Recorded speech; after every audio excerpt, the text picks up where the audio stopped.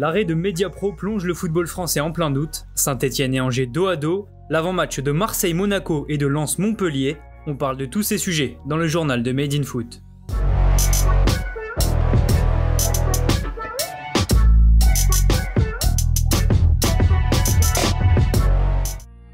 Mediapro, c'est fini. 4 mois après le lancement de la chaîne Téléfoot, principal diffuseur de la Ligue 1 et de la Ligue 2, la chaîne va s'arrêter. Après plusieurs semaines de bataille, la LFP et Mediapro ont trouvé un accord, à savoir la rupture du contrat qui les lie. Pour rappel, le groupe sino-espagnol avait acquis 8 matchs de Ligue 1 et de Ligue 2 pour la période 2020-2024 contre un montant de 830 millions d'euros. Sur le papier, c'était une aubaine pour la Ligue 1, mais la réalité a vite rattrapé le football français. Dès octobre, Mediapro a refusé de payer sa première échéance de 172 millions d'euros, idem pour les 152 millions de décembre, réclamant une renégociation à la baisse des droits TV et prétextant des difficultés financières suite à la crise du Covid.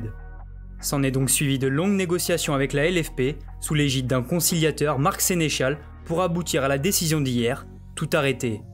Mais avant de disparaître du paysage avec 324 millions d'impayés, Mediapro devra tout de même reverser 100 millions d'euros à la LFP en guise de dédommagement. Reste que la Ligue ne verra jamais la couleur de ces 224 autres millions qui s'envoleront au même titre que l'espoir d'un contrat de droit TV dépassant le milliard. Mais alors que va-t-il se passer pour la suite ? Pour l'instant, Téléfoot devrait continuer de diffuser les prochaines journées de championnat, au moins jusqu'au 23 décembre et au plus tard jusqu'au 31 janvier. Un laps de temps qui permettra ainsi à la LFP de trouver un nouveau diffuseur qui devrait sans grande surprise être Canal+.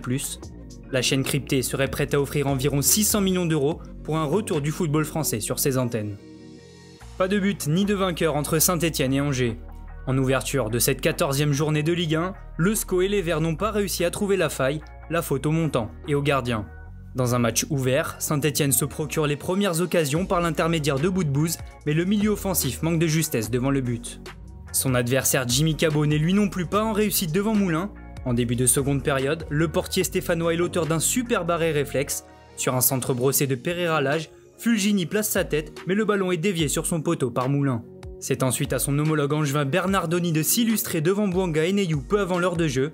Et en fin de match, l'international espoir français va une nouvelle fois s'interposer devant Neyou pour préserver le point du nul. Avec ce résultat, Angers reste 7ème, Saint-Etienne stagne à la 15e place du classement.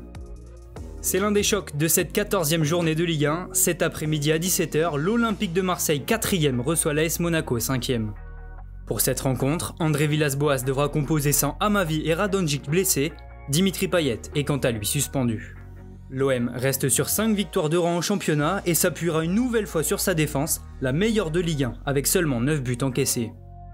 Un véritable test pour Wissam Ben Yedder et ses coéquipiers. Niko Kovac sera encore privé de Lecomte et Golovin.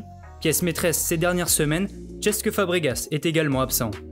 Pour rappel, les Monégasques restent sur une défaite face au LOSC le week-end dernier et voudront relancer la machine au Vélodrome, un stade où l'ASM n'a plus perdu depuis la saison 2014-2015. Plus tard dans la soirée, le stade Bollaert sera le théâtre d'un duel d'outsiders entre Lens 8e et Montpellier 6e.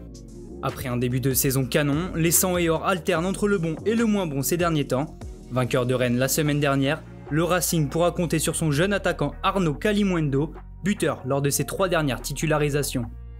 De son côté, Montpellier récupère aussi son numéro 9. Guéri du Covid, Andy Delors voudra aider ses coéquipiers à enchaîner un 4e succès de suite à l'extérieur.